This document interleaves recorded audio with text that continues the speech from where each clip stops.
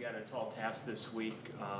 Is this one of those pick your poison games because of the dynamic that the Steelers have as far as Le'Veon on the ground, Antonio, catching passes? Is that how you have to kind of approach this? Most teams are try to be built this way. They try to have obviously a triangle attack, whether it's a running back, tight end, and wide receiver. Obviously, you got to have a quarterback. But they've been doing it for quite a while over there with Ben behind the center, and Antonio, and now Le'Veon, and in the past it's been different people. But every week they have somebody that you got to take away. And this week it happens to be, I guess they've been calling themselves the Killer Bees or something over there. Ben, Le'Veon Bell, and Antonio Brown. So it's always a challenge. And this week I think it's just Ben has a reputation of keeping plays alive, and obviously Antonio is a dynamic player on the outside, and everybody talks about whether he's the best receiver in the NFL. I don't know if he is. I know he's very competitive. Is there, when you prepare to face the team, is there anybody else in the league quite like Ben that has his physical tools and the ability to extend plays like he does? Probably not for his size. And you go back and you look at his history of what he's been athletically, and being I believe, a shortstop in baseball, a point guard in basketball, and obviously a quarterback.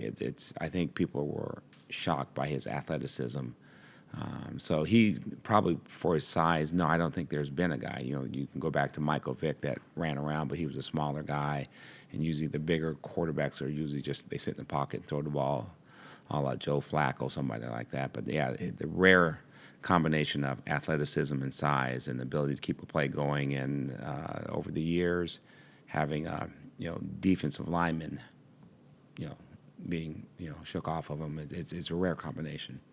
Were you encouraged by your run defense last We're week? trying to make strides everywhere across the board, and part of that is some of the guys that it's hidden. Danny Shelton, meaning hidden. It's hard to see the guys in there. Danny's having a outstanding year, and I know sometimes we get questions about Danny, and it's hard to see him all the time. But if you look the battle within the battle, he's really having a dominant year this year. He's playing at a high level, and that's part of the reason you have the ability to control the run, is those guys up front. So it's progress, and we'll see if we can continue the progress. Ray, I know you weren't here last year, but you studied Danny his rookie season on film, right? So my question is, what do you think is the biggest difference? I mean, what is he doing? I know he lost weight and everything, but what I is think, he doing better? Yeah, I think a lot of things.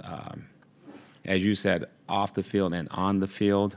I didn't know Danny. I'd met Danny before in his college year. I didn't know how smart he was. I've made the comment. He may be the smartest defensive lineman, for sure, nose tackle I think I've ever been around and ever heard of, as far as understanding offensive sets and formations and having the ability to see what's around them rather than just the guard center combination.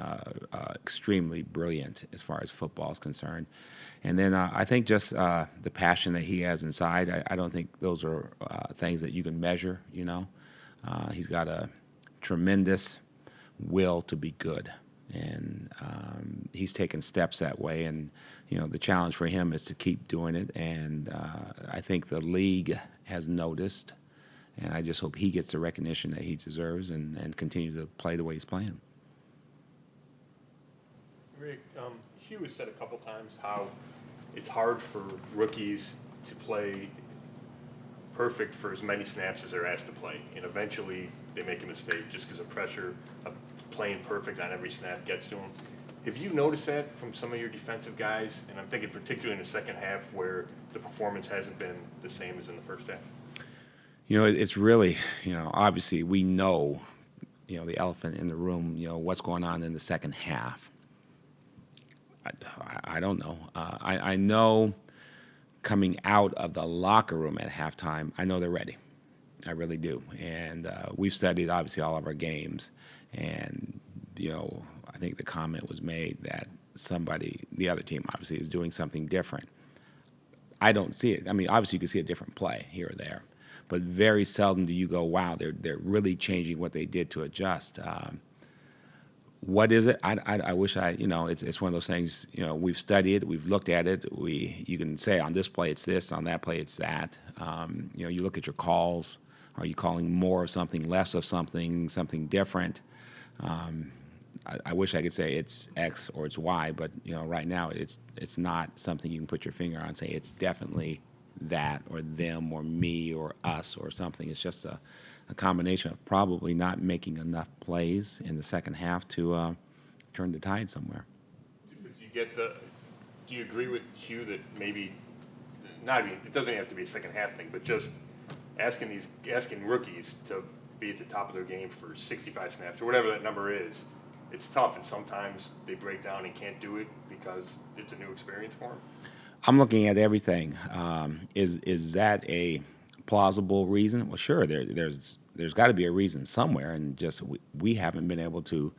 I put it back off of study of making enough plays. Now, is it because somebody's on too much, not enough? The call, there is no one answer because we would obviously change or do something different. But I know emotionally we are ready to go in the second half. It's just one of those things that hasn't come to fruition. What has Mr. Perksy done to have the kind of season he's had? What did you see from him in the offseason that led to that? We saw him as a very athletic player coming into the season, and I think he's taking that jump with Danny, and I think it happens to young players. I think they probably know athletically they can play, but they don't know if they can physically and down, be that person in the NFL. I think until you have success, you don't know. And I think he's starting to have success. And I think it's just one of those, it's the chicken and the egg. It's a confidence thing of him going out playing against very good competition and knowing now I can play in this league, I belong in this league. And that's the biggest thing, is to have rewards as you play, meaning, positive feedback from your play. Yesterday, Joe Hayden went from full on Wednesday to limited yesterday. Is he going to be okay for Sunday? As far as I know, we just go out and practice and we roll guys through, and Joe is competing the best he can every play and really every game. And Joe is an important part of our defense, and we always want Joe out there. Obviously, on the medical thing, I don't speak on medical questions.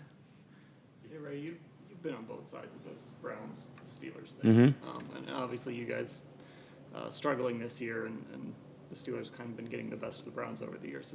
Do you still consider this a rivalry game, or has the luster worn off a little bit? No, not for me. And here's what really we try to tell our players about the AFC North. If you can compete and win here, you can win on the biggest stage because people in this division have won Super Bowls. And, you play them twice a year. You know what the competition is like, home and away. And so I don't think our guys are in awe or afraid.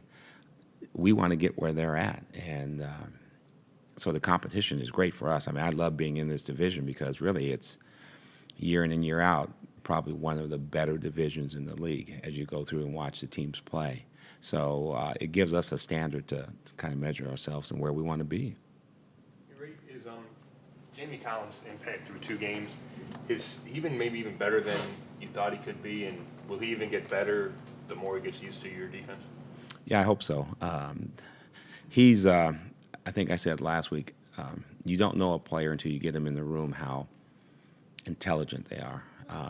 Physically, you can see what he is on film, but he's really integrated himself with the team, with us. He's a nice tool to have.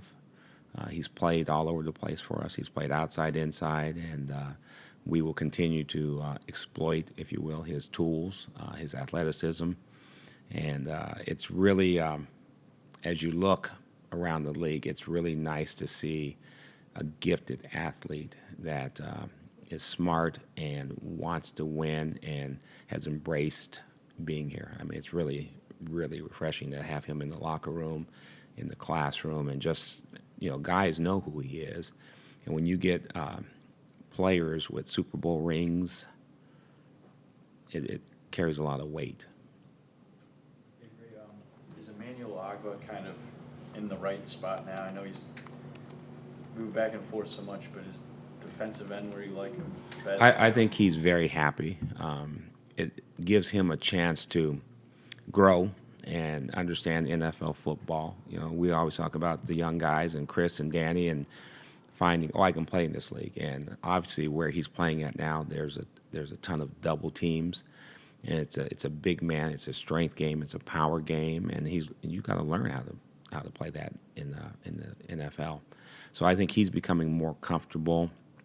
And not every day, but every week, I challenge him to play faster and faster, and he's starting to understand the speed of the NFL game and getting more comfortable. And obviously we think he's got a really bright future. And as Jamie, we will move him around because now he's athletic enough, he's smart enough, and he's been in the system where moving him to a different position, meaning schematically, won't bother him.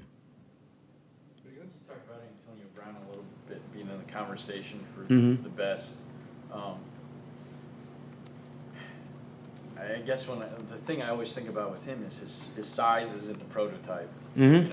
So how can you explain a guy being perhaps the best and not having that elite prototypical build? I think if you're going to compare them and maybe go, I understand what you mean. I don't think Drew Brees of New Orleans would be a prototypical quarterback yet. He was a league MVP. He set numerous records. He's been to the Super Bowl. There's always somebody that doesn't quite fit that mold of height, weight, speed. I was there his rookie year when he came in, and he had a fantastic transformation from a young rookie that knew nothing about NFL football to, I think, from listening to him, an appreciation for what the game is and what the NFL is and respect of the game. So it was probably for him a maturing process, and probably a lot of it was his background and always being smaller and people saying you can't do something. And so for him, it's a joy to watch a kid mature to become a good, not only football player, but really a good man.